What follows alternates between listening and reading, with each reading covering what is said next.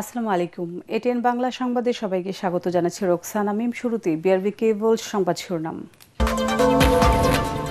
জুলাই সনদ বাস্তবায়নের আদেশ অন্তর্বর্তী সরকারের প্রতারণা দাবি স্বরাষ্ট্রমন্ত্রীর। সংবিধান সংশোধনে বিশেষ কমিটির প্রস্তাব, স্ববিরোধিতায় বিএনপি অভিযোগ বিরোধী দলীয় নেতার। জ্বালানি তেলের দাম বাড়ছে না এপ্রিলে। স্কুল কলেজগুলোতে 3 দিন অনলাইন ও 3 দিন সশরীরে ক্লাস হবে বলছে শিক্ষা মন্ত্রণালয়।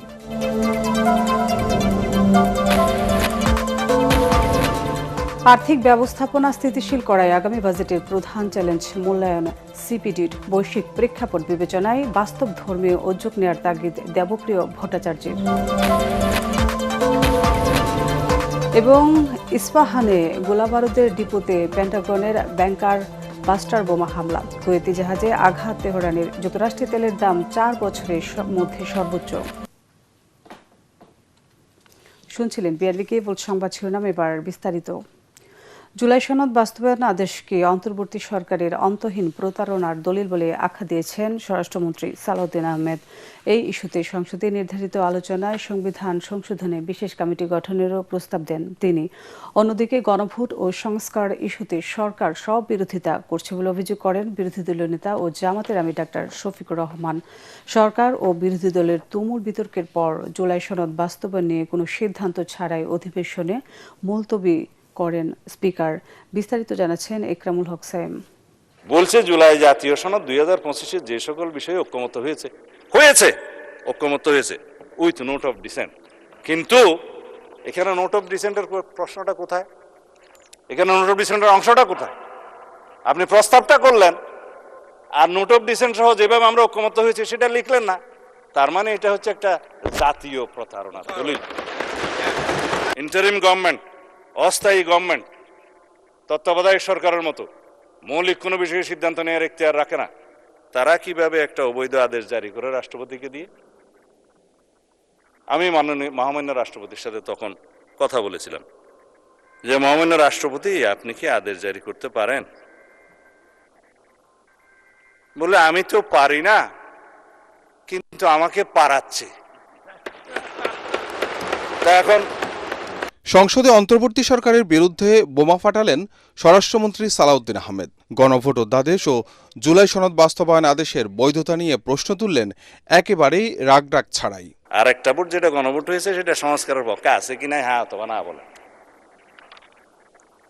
আমার এই এখতিয়ার সংসদ সদস্য হিসেবে, এই সার্বভৌম সংসদের এখতিয়ার কি একটা গণভোটের সংস্কারের হ্যাঁ অথবা না দিয়ে 70%-এর কথা যেটা বলছে সেটা কি ভায়োলেট করা যায়? জবাবে বিরোধী দলীয় নেতা ডাক্তার শফিকুর রহমান গণভোট ও জুলাই সনদ ইস্যুতে বিএনপি ও সরকারের স্ববিরোধিতার অভিযোগ তুলেন। বলেন, আইন ও সংবিধানের বেড়াজালে জনগণের অভিপ্রায়কে উপেক্ষা করা হচ্ছে। জনাব সালাউদ্দিন আহমদ সাহেব বলেছেন যে আদেশটা দেওয়া হয়েছে এটা একটা অন্তহীন প্রতারণা করা হয়েছে। কে করেছে? ইন্টারিম গভর্নমেন্ট এবং প্রেসিডেন্ট মিলে করেছেন। তো এইটা তো নভেম্বরের 13 তারিখ হয়েছে, আর ভোট হয়েছে 26 সালের 12 ফেব্রুয়ারি। দীর্ঘ সময় মাঝখানে ছিল। আমরা প্রথমে দাবি করেছিলাম গণভোটটি আগে হোক এবং সংসদ নির্বাচন পরে হোক। বিএনপির দাবির কারণে, একই দিনে হওয়ার কারণে ওনাদের গণভোট এবং সংসদ নির্বাচনের দাবিটা সরকার গ্রহণ করার কারণে ওনারা ফরমালি সরকারকে অভিনন্দন জানিয়েছে। তাহলে গণভোটটা তো ওনাদেরও দাবি ছিল।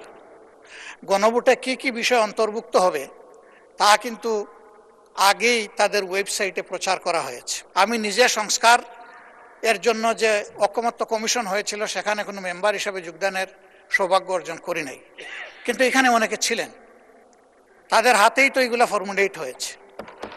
ফর্মুলেট হয়ে আমাদের সবার কাছে, জনগণের কাছে এসেছে। আজকে তারা নিজেদের তৈরি করা জিনিসের সাথে স্ববিরোধিতা করতে পারেন না। এ সময় স্বরাষ্ট্রমন্ত্রী সংবিধান সংশোধনে বিশেষ কমিটি গঠনের প্রস্তাব করেন। অন্যদিকে সংসদ সদস্যদের আলোচনার প্রেক্ষিতে জুলাই সনদ বাস্তবায়নে কমিটি গঠনের আহ্বান জানান বিরোধী দলীয় নেতা। যে বিষয়ের উপরে আলোচনা হয়েছে সেই বিষয়ের উপরে একটা কমিটি আপনি যদি উত্তম মনে করেন আপনি করে দিতে পারেন, তবে সেখানে আমাদের আহ্বান থাকবে যে দুই দিক থেকেই সমান সংখ্যক সদস্য নিয়ে যেন ওই কমিটি গঠিত হয়। আমি আজকে এই মহান জাতীয় সংসদে প্রস্তাব রাখছি on behalf of our leader of the house জাতীয় সংসদে প্রতিনিধিত্বকারী সকল রাজনৈতিক দলের এবং স্বতন্ত্র সদস্যদের সমন্বয়ে সংবিধান সংশোধনের জন্য একটি সংসদীয় বিশেষ কমিটি গঠন করি। এর আগে মঙ্গলবার বিকেলে বিরোধী দলীয় নেতা ডাক্তার শফিকুর রহমানের প্রস্তাবে সংসদ অধিবেশনে জুলাই জাতীয় সনদ বাস্তবায়ন আদেশ নিয়ে নির্ধারিত আলোচনায় পাল্টাপাল্টি যুক্তি তুলে ধরেন সরকার ও বিরোধী দলীয় সংসদ সদস্যরা। জুলাই সনদ বাস্তবায়নের ব্যাপারে সকলের মধ্যে আলোচনা হয়েছিল, সেই আলোচনার প্রসঙ্গ তারা সংসদে এসে কিভাবে ভুলে গেলেন সেটা আমি তাদের কাছে জানতে চাই। মাননীয় স্পিকার, যদি জুলাই সনদের বিরুদ্ধে আমরা স্ট্যান্ড করি, এরা স্ট্যান্ড, আমাদের ঐক্য স্ট্যান্ড করে, আমি আন্দালিব রহমান পার্থ তার বিরুদ্ধে দাঁড়িয়ে কথা বলবো ইনশাআল্লাহ। But you don't dictate us the প্রক্রিয়া, the system, how we do it. পক্ষ থেকে আজকে এই মুলতবি প্রস্তাবের জন্য আমরা মঙ্গলবার রাতে চূড়ান্ত কোনো সিদ্ধান্ত না দিয়ে আলোচনা অসমাপ্ত রেখে সংসদ মুলতবি করেন স্পিকার হাফিজ উদ্দিন আহমেদ। ইকরামুল হক সায়েম, এটিএন বাংলা, ঢাকা। সংবিধান সংস্কার পরিষদের জন্য কমিটি গঠনে সরকার যে প্রস্তাব দিয়েছে সে বিষয়ে পুরোপুরি একমত নয় বিরোধীরা। তবে বিষয়টিকে ইতিবাচক হিসেবে দেখছেন বলে জানালেন বিরোধী দলীয় নেতা ডাক্তার শফিকুর রহমান। তিনি বলেন, সরকার যদি সদিচ্ছা নিয়ে বিষয়টি বিরোধী দলের সাথে আলোচনা করে তাহলে শর্ত সাপেক্ষে তারা কমিটি গঠনের বিষয়টি ভেবে দেখবেন। মঙ্গলবার সংসদ অধিবেশন শেষে সংবাদ সম্মেলনে এসব কথা বলেন তিনি। ভালো প্রশ্ন। এখানে সংস্কার পরিষদ এবং পরিষদের সভা আহ্বান সংক্রান্ত এই নোটিশ, যদি এই বিষয়কে কেন্দ্র করে কোনো সংস্কার বিষয়ক কমিটি গঠন করা হয় তাহলে আমরা এটা ইতিবাচকভাবে গ্রহণ করার সুযোগ আছে। তবে শর্ত হচ্ছে সেখানে উভয় পক্ষ থেকে সমান সংখ্যক সদস্য থাকবে। মাননীয় আইনমন্ত্রী তিনি বক্তৃতায় উঠে আমাকে মিসকোট করেছেন, বলেছেন যে এই প্রস্তাব আমরা, ওনারা যেভাবে সংবিধান সংশোধনের জন্য দিয়েছেন আমরা সেটা গ্রহণ করেছি। আসলে আমরা সংবিধান সংশোধন সংক্রান্ত কোনো প্রস্তাবে আমরা মতামত দেইনি। সংবিধান সংস্কার পরিষদকে বাস্তবায়নের জন্য আমাদের এই কর্মসূচি, সেটার বাইরে গিয়ে কোনো কিছু, সেই ব্যাপারে অবশ্যই আমাদেরকে ভেবেচিন্তে সিদ্ধান্ত নিতে হবে। এবং আমরা মনে করি যে এর মধ্য দিয়ে যে শুভঙ্করের ফাঁকিগুলো দেওয়ার কথা বলা হচ্ছে সেই বিষয়গুলো জাতির সামনে আগামীকাল আসলেই আরও পরিষ্কার হবে এবং তখন জাতিই সিদ্ধান্ত নেবে যে আসলে আমাদের বিরোধী দল হিসেবে কী করণীয় থাকতে পারে। বৈশ্বিক জ্বালানি পরিস্থিতি মোকাবেলায় স্কুল কলেজগুলোতে 3 দিন অনলাইন ও 3 দিন সশরীরে ক্লাস হবে বলে জানিয়েছেন শিক্ষা মন্ত্রণালয়। এর আগে সচিবালয়ে প্রধানমন্ত্রী তারেক রহমানের সাথে বৈঠকের পর এমন পরিকল্পনার কথা জানান শিক্ষামন্ত্রী আনম এহসানুল হক মিলন। এদিকে এপ্রিলে জ্বালানি তেলের দাম বাড়বে না বলে জানিয়েছে জ্বালানি মন্ত্রণালয়। দেশে জ্বালানি তেলের কোনো সংকট নেই বলেও জানানো হয়েছে মন্ত্রণালয়ের পক্ষ থেকে। আরও জানাচ্ছেন হুমায়ুন চিস্তি। সকালে সচিবালয়ে প্রধানমন্ত্রী তারেক রহমান বৈঠক করেন শিক্ষা এবং জ্বালানি মন্ত্রী সহ সংশ্লিষ্ট কর্মকর্তাদের সাথে। পরে শিক্ষামন্ত্রী সাংবাদিকদের জানান, বৈশ্বিক জ্বালানি সংকট মোকাবেলায় স্কুল কলেজের ক্লাস অনলাইন ও সশরীরে করার পরিকল্পনা করছে শিক্ষা মন্ত্রণালয়। তিনি বলেন, বেশিরভাগ অভিভাবক অনলাইনে ক্লাস চাইলেও উভয় পদ্ধতিতেই ক্লাস চালু রাখতে চায় সরকার। বিকেলে মন্ত্রণালয় থেকে জানানো হয়, সপ্তাহে 3 দিন অনলাইন ও 3 দিন সশরীরে ক্লাস হবে।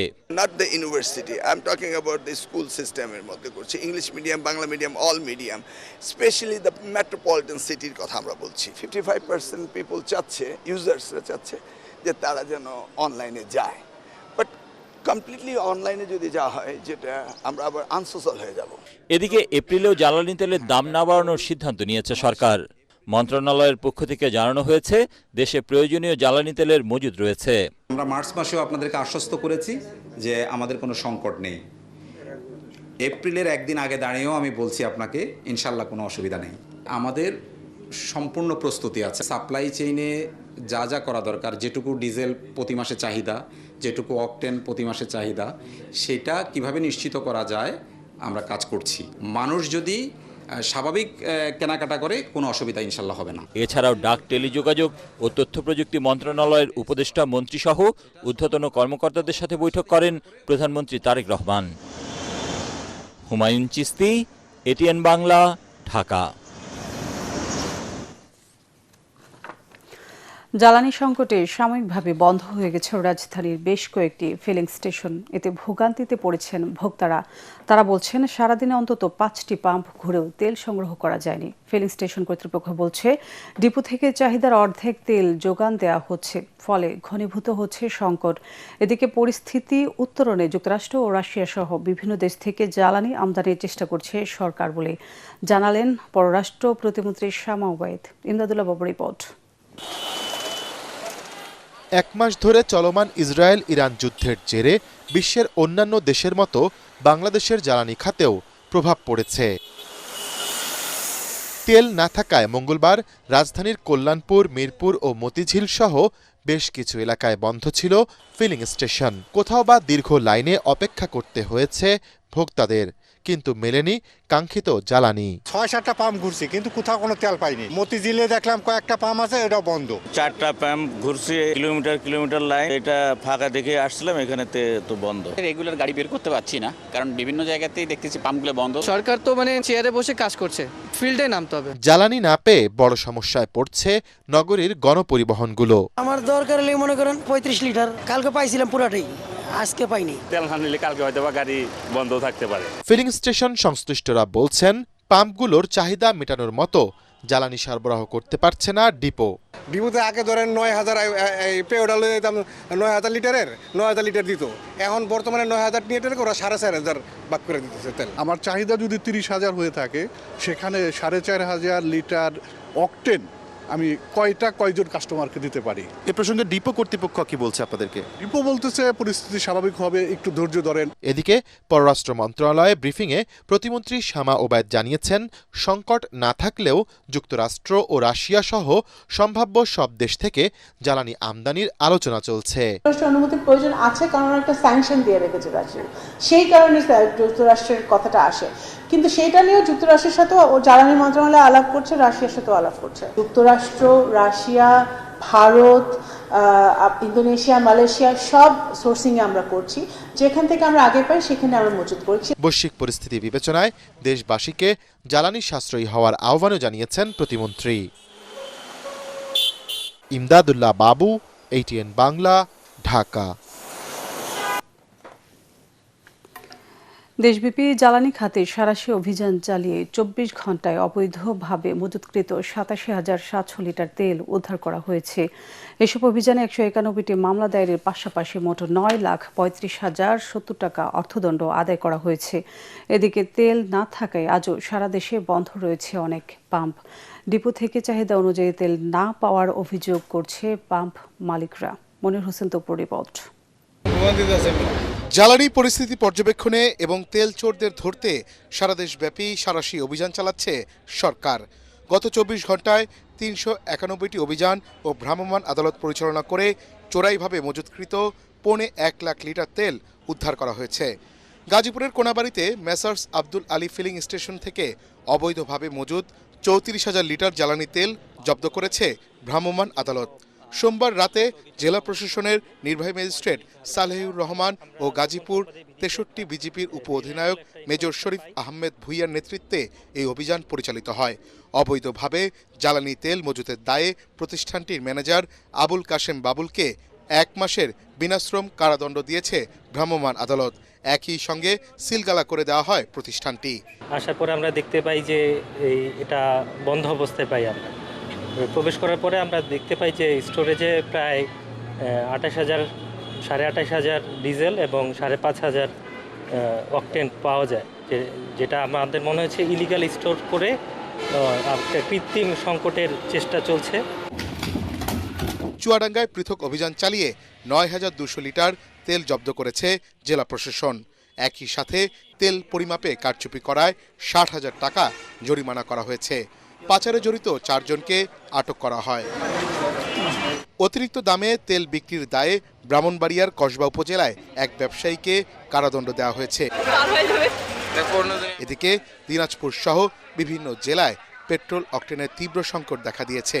দিনাজপুর উপজেলার অধিকাংশ ফিলিং স্টেশনে ডিজেল পাওয়া গেলেও পাওয়া যাচ্ছে না পেট্রোল ও অকটেন।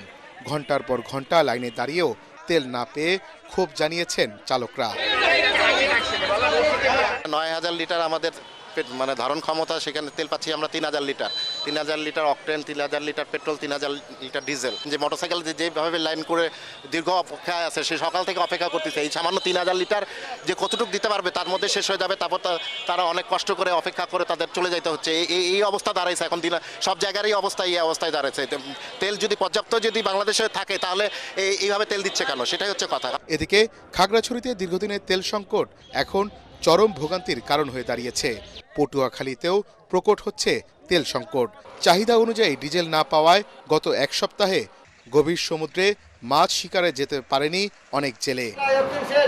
মনির হোসেন তপু, এটিএন বাংলা। আর্থিক ব্যবস্থাপনা স্থিতিশীল করাই আগামী বাজেটের প্রধান চ্যালেঞ্জ। ধানমন্ডিতে সিপিডি কার্যালয়ে আয়োজিত প্রাক বাজেট আলোচনায় এমন মূল্যায়ন দিয়েছে প্রতিষ্ঠানটি। একই সাথে ঋণ পরিশোধ, বিনিয়োগ বৃদ্ধি, খাদ্য নিরাপত্তা নিশ্চিত ও মূল্যস্ফীতি নিয়ন্ত্রণ রাখা সরকারের বড় চ্যালেঞ্জ হবে বলে মনে করছেন সিপিডির সম্মানীয় ফেলো ডক্টর দেবপ্রিয় ভট্টাচার্য। বৈশ্বিক প্রেক্ষাপট বিবেচনায় তড়িঘড়ি না করে বাস্তবধর্মী বাজেট প্রণয়নের তাগিদও দিয়েছেন তিনি। সাজ্জাদ জাহানের প্রতিবেদন। অর্থনীতিতে তুমুল চাপ নিয়ে যাত্রা শুরু করে নতুন সরকার। মধ্যপ্রাচ্য যুদ্ধ সেই হিসেব আরও জটিল করেছে।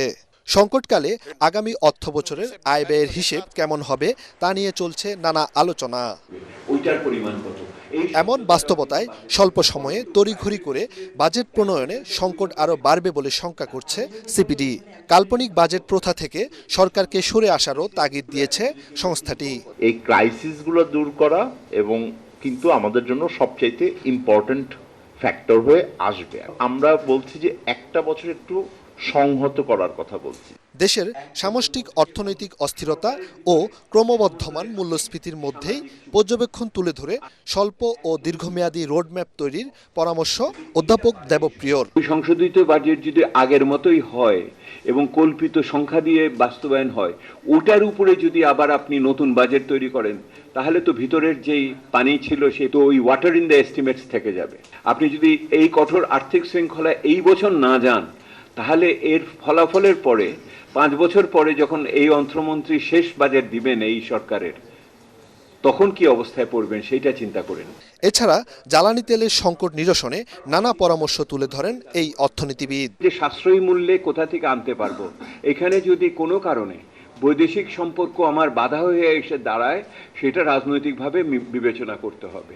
একটা নির্বাচিত সরকার নিঃসন্দেহে তার একটি সুষ্ঠু নাগরিকের স্বার্থে একটি সুষ্ঠু বাণিজ্যিক সম্পর্ক পৃথিবীব্যাপী গড়ে উঠবে, এটি স্বাভাবিক। এত হতাশার ভিড়েও বিএনপির ইস্তেহারের আর্থিক ও সামাজিক চুক্তিকে ভালো দিক বলে অভিহিত করেছে নাগরিক প্ল্যাটফর্মের আহ্বায়ক ডক্টর দেবপ্রিয় ভট্টাচার্য।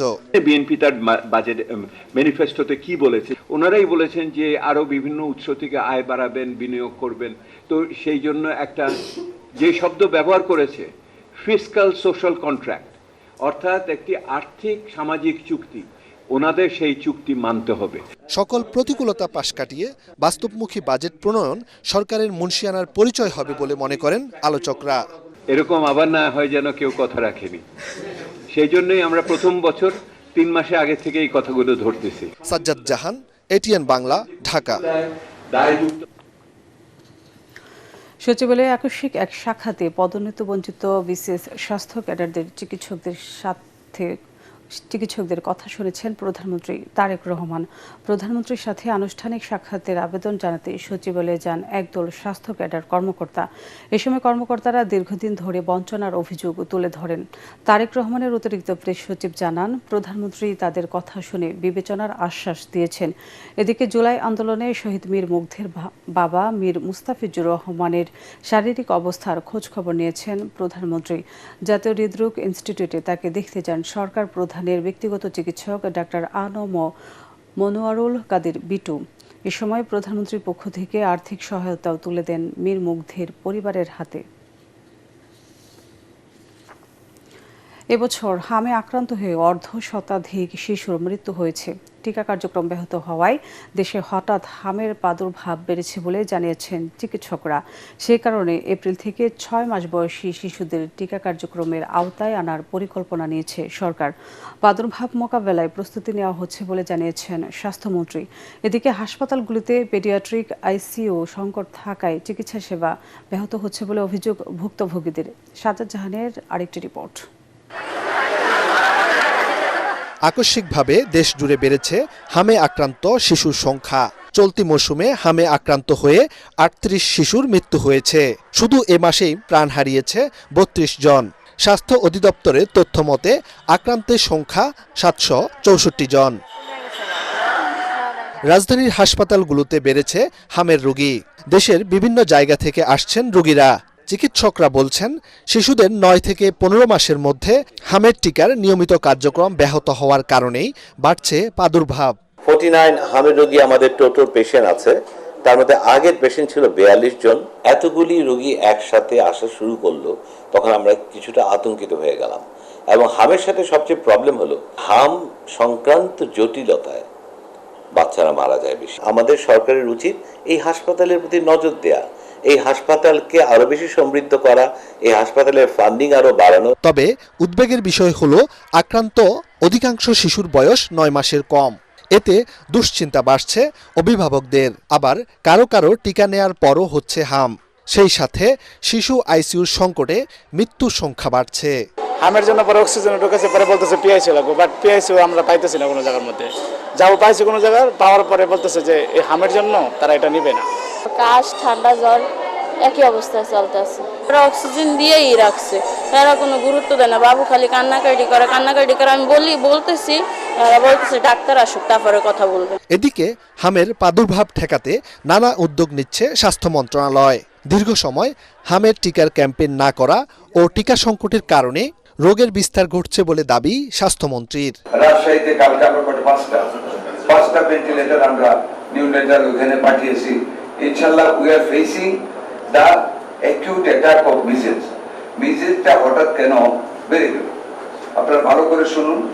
মিজেলসের এগেইনস্টে গত 1 দশকের বেশি সময় ধরে ক্যাম্পিং হয়। তবে সচেতনতার অভাব ও পুষ্টিহীনতার কারণে আক্রান্তের হার বাড়ছে বলে মনে করছেন চিকিৎসকরা।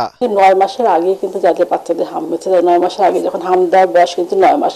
আর সাথে আমি যেটা বলো সবকিছু মিলে কিন্তু সচেতনতার বিকল্প কিছু নেই এবং ভ্যাকসিনটা ঠিকমতো নাকি দেয়নি। প্রত্যন্ত অঞ্চলে বলে যে অনেক কাছে ভ্যাকসিন ঠিকমতো দেয়নি। হাম হলে তাকে অবশ্যই আইসোলেশনে রাখা, চিকিৎসকের পরামর্শ নেওয়া, এটা কিন্তু সবার আগে দরকার।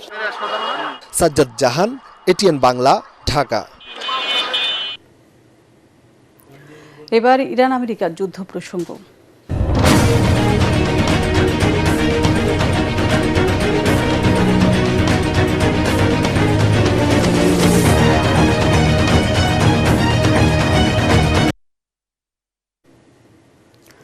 ইরানের ইস্পাহানে গোলাবারুদের ডিপোতে ব্যাংকার বাস্টার বোমা হামলা চালিয়েছে যুক্তরাষ্ট্র। প্রায় 2000 পাউন্ড ওজনের এই বোমা ভূগর্ভস্থ স্থাপনা ধ্বংসে সক্ষম। এছাড়া মধ্যপ্রাচ্যে 2500 মেরিন সেনার সাথে যুক্ত হচ্ছে মার্কিন বাহিনীর কয়েক হাজার প্যারাট্রুপার। এদিকে দুবাইয়ে নোঙর করা কুয়েতে একটি তেলের জাহাজে ইরানি হামলার শিকার হয়েছে। এতে করে 4 বছরের মাঝে আমেরিকায় জ্বালানি তেলের দাম সর্বোচ্চ পর্যায়ে পৌঁছেছে। ওদিকে ইরানের পররাষ্ট্র মন্ত্রণালয় সাফ জানিয়েছে, যুক্তরাষ্ট্রের সঙ্গে যুদ্ধবন্ধ নিয়ে কোনো আলোচনাই হয়নি। আশিকুর রহমান জানাচ্ছেন বিস্তারিত। হামলা পাল্টা হামলার মধ্য দিয়ে যুক্তরাষ্ট্র, ইসরায়েল ও ইরানের মধ্যে চলমান সংঘাতের 1 মাস পেরিয়েছে। ইরানের গুরুত্বপূর্ণ স্থাপনায় হামলার পর এবার দেশটির ইস্পাহানে গোলাবারুদের ডিপোতে বাংকার বাস্টার বোমা হামলা চালিয়েছে যুক্তরাষ্ট্র। ওয়াল স্ট্রিট জার্নাল জানায়, প্রায় 2000 পাউন্ড ওজনের ভূগর্ভস্থ স্থাপনা ধ্বংসে সক্ষম বোমা ব্যবহার করা হয়েছে এই অভিযানে। এতে ব্যাপক পরিমাণে পেনিট্রেটর মিউনিশন ব্যবহার করা হয়েছে, যা মাটির গভীরে থাকা সামরিক স্থাপনা ধ্বংসের জন্য বিশেষভাবে তৈরি। এদিকে যুক্তরাষ্ট্রের 82তম এয়ারবর্ন ডিভিশনের কয়েক হাজার প্যারাট্রুপার মধ্যপ্রাচ্যে আসতে শুরু করেছে। রয়টার্স জানিয়েছে, নর্থ ক্যারোলাইনার ফোর্ট ব্র্যাগ থেকে যাত্রা শুরু করা প্যারাট্রুপাররা মধ্যপ্রাচ্যে মোতায়েন করা কয়েক হাজার অতিরিক্ত মেরিন ও স্পেশাল অপারেশন ফোর্সের সঙ্গে যুক্ত হবেন। ওদিকে সংযুক্ত আরব আমিরাতের দুবাই বন্দরে নোঙ্গর করা অবস্থায় কুয়েতি তেলের ট্যাঙ্কার আল সালমি ইরানের হামলার শিকার হয়েছে। এক বিবৃতিতে একে ইরানের সরাসরি ও অপরাধমূলক হামলা বলে উল্লেখ করেছে কুয়েত পেট্রোলিয়াম কর্পোরেশন কেপিসি। এছাড়া দুবাই বন্দরের বহির্নোঙ্গর জ্বালানি তেল বোঝাই একটি বিশাল জাহাজে বোমা হামলা চালিয়েছে তেহরান। যুদ্ধ শুরুর পর যুক্তরাষ্ট্রের সঙ্গে কোনো আলোচনা হয়নি বলে সাফ জানিয়ে দিয়েছে ইরান। দেশটির পররাষ্ট্র মন্ত্রণালয়ের মুখপাত্র ইসমাইল বাঘাই বলেছেন, যুক্তরাষ্ট্রের বিরুদ্ধে যুদ্ধ শুরু হওয়ার পর থেকে ইরান দেশটির সঙ্গে কোনো আলোচনায় বসেনি। যুদ্ধবিরতি নিয়ে ইরান আগের অবস্থানে অটল রয়েছে বলেও জানান ইসমাইল বাঘাই। আশিকুর রহমান, এটিএন বাংলা। আসছে পহেলা বৈশাখের বহুল প্রতীক্ষিত আয়োজন মঙ্গল শোভাযাত্রা নামে হবে বলে জানিয়েছেন সংস্কৃত মন্ত্রী নিতাই চৌধুরী রায়। মঙ্গলবার সচিবালয়ে এক ব্রিফিংয়ে তিনি জানান, অন্তর্বর্তী সরকার মঙ্গল শোভাযাত্রাকে আনন্দ শোভাযাত্রার নাম না দিলেও হতো। এর অর্থের কোনো পার্থক্য নেই, বরং নাম নিয়ে বিতর্ক তৈরি হয়েছে। মন্ত্রী জানান, আনন্দ শোভাযাত্রার নামটাই ভুল ছিল। এই সরকার কোনো বিতর্কে যাবে না। পয়লা বৈশাখ পালিত হবে, এটা মূল কথা শোনেন। যথাযোগ্য মর্যাদায় মানে চিরায়ত ধারায় এটা পালিত হবে। এখানে আপনার শোভাযাত্রা হবে, এখানে মানে আলপনা আঁকা হবে, এখানে গান বাজনা হবে, হ্যাঁ, এখানে মেলা হবে। খেলার খবর।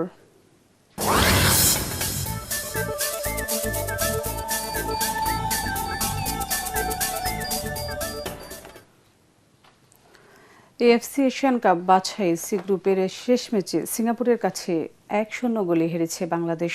ম্যাচটি জিততে পারলে 53 বছরের অপেক্ষার পালা শেষ হতো, কিন্তু পারল না লাল সবুজের সারথীরা।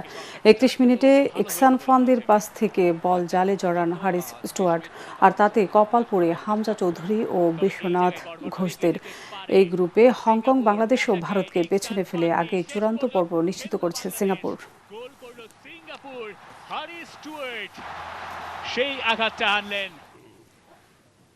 শেষ করার আগে বিআরবি কেবল সংবাদ শিরোনামগুলো আরেকবার।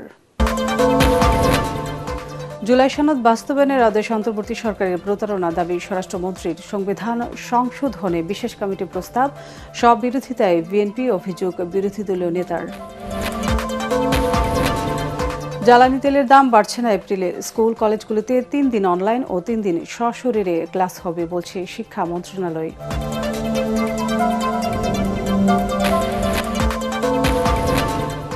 আর্থিক ব্যবস্থাপনা স্থিতিশীল করায় আগামী বাজেটের প্রধান চ্যালেঞ্জ মূল্যায়ন। সিপিডির বৈশ্বিক প্রেক্ষাপট বিবেচনায় বাস্তব ধর্মীয় উদ্যোগ নেয়ার তাগিদ দেবপ্রিয় ভট্টাচার্যের। এবং ইস্পাহানের গোলাবারুদের ডিপোতে পেন্টাগনের ব্যাংকার বাস্টার বোমা হামলা। কুয়েতি জাহাজে আঘাত তেহরানের। যুক্তরাষ্ট্রের তেলের দাম 4 বছরের মধ্যে সর্বোচ্চ। পরবর্তী সংবাদ দেখার আমন্ত্রণ জানিয়ে এখনকার মতো শেষ করছি। এটিএন বাংলার সংবাদ ইউটিউবে দেখতে ব্রাউজ করুন, youtube/ATN বাংলা নিউজ। এতক্ষণ সাথে থাকার জন্য ধন্যবাদ।